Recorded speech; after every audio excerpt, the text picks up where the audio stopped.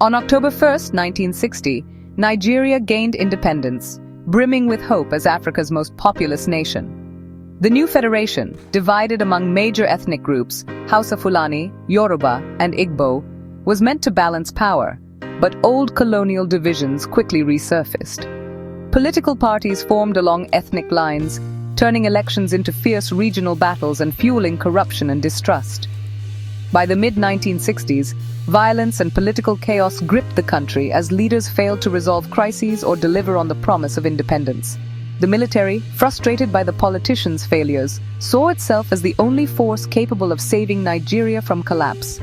On January 15, 1966, young army majors staged Nigeria's first coup, assassinating top leaders and ending the First Republic.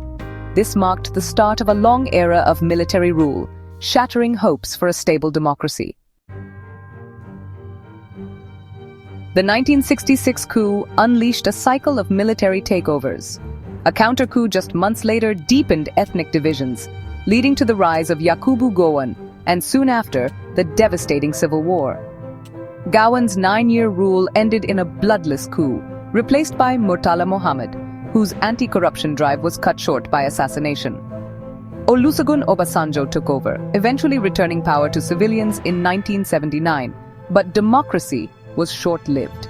The military struck again in 1983, citing corruption, with Buhari taking power, only to be ousted by Babangida in 1985.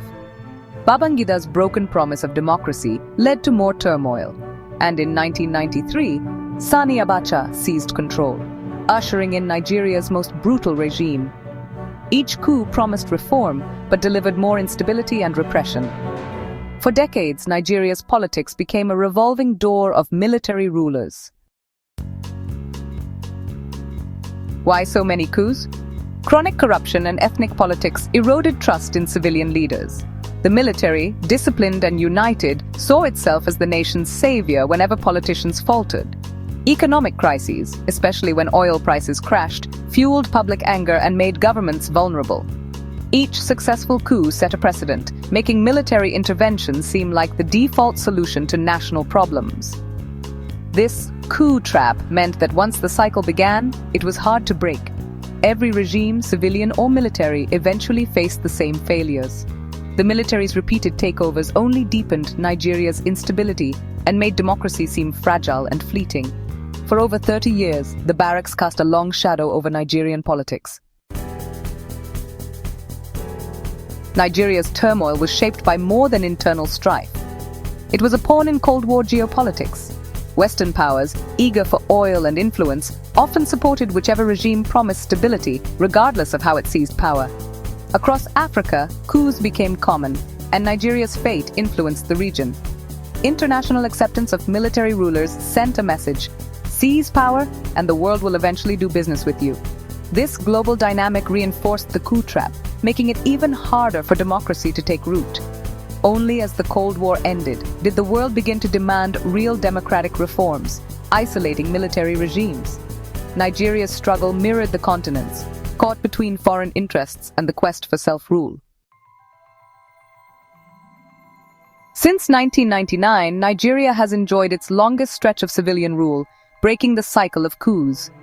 Exhaustion with military dictatorship, especially after Abacha's brutal regime, fueled a return to democracy. New institutions and a professionalized military helped keep soldiers in the barracks. Nigeria now stands as a regional defender of democracy, even as coups return to neighboring countries.